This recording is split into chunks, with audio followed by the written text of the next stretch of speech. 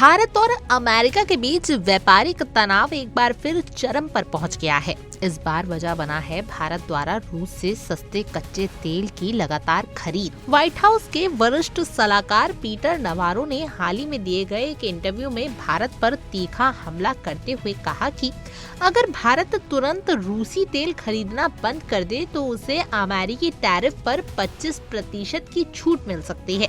ये बयान ऐसे समय में आया जब ट्रंप प्रशासन द्वारा भारत पर 50% टैरिफ लगाए जाने का फैसला बुधवार से लागू हो गया है। नवारो का यह बयान किसी प्रस्ताव से कम और एक कूटनीतिक दबाव से ज्यादा प्रतीत होता है। उन्होंने भारत की विदेश नीति पर सवाल उठाते हुए कहा कि नई दिल्ली का रुख मास्को की आक्रामकता को बढ़ावा दे रहा है। उन्होंने दावा किया कि भारत द्वारा खरीदा गया सस्ता रूसी तेल वहां की अर्थव्यवस्था को मजबूती देता है, जिससे रूस यूक्रेन में अपनी सैन्य कार्रवाई को और आक्रामक बना रहा है। नवारो ने कहा कि भारत जो डॉलर अमेरिका से कमा रहा है उसी से वह रूस को तेल के बदले भुगतान कर रहा है और रूसी सरकार उस पैसों का इस्तेमाल कर हथियार बनाने और यूक्रेन पर हमला करने में कर रही है।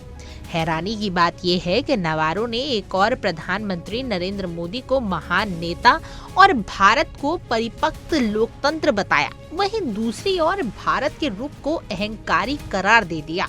उन्होंने तंज कसते हुए कहा कि भारतीय नेता हर बार संप्रभुता की दुहाई देते हैं और कहते हैं कि वे जिससे चाहें उससे तेल खरीद सकते हैं, लेकिन ये रवैया अमेरिका और उसके करदाताओं के लिए नुकसानदेह है। इस पूरे घटनाक्रम की टाइमिंग भी राजनीतिक नजरिए से बेहद अहम थी। भारत पर दबाव बनाना न सिर्फ राजनीतिक बल्कि चुनावी दाव भी हो सकता है।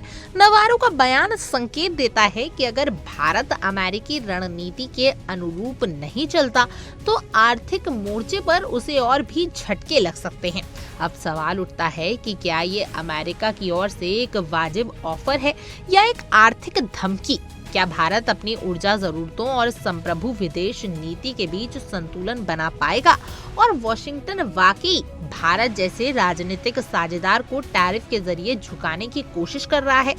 एक बात तो तय है कि ये सिर्फ तेल या टैरिफ की बात नहीं, ये एक अंतर्राष्ट्रीय दबाव है, भू राजनीतिक प्राथमिकताओं और दो बड़े लोकतंत्रों की टकराती रणनीति की कहानी है। भारत के सामने अब चुनौती है कि वे कैसे अपने हितों की रक्षा करते हुए वैश्विक मंच पर स्वतंत्र और संतुलित नीतियों को कायम रखे।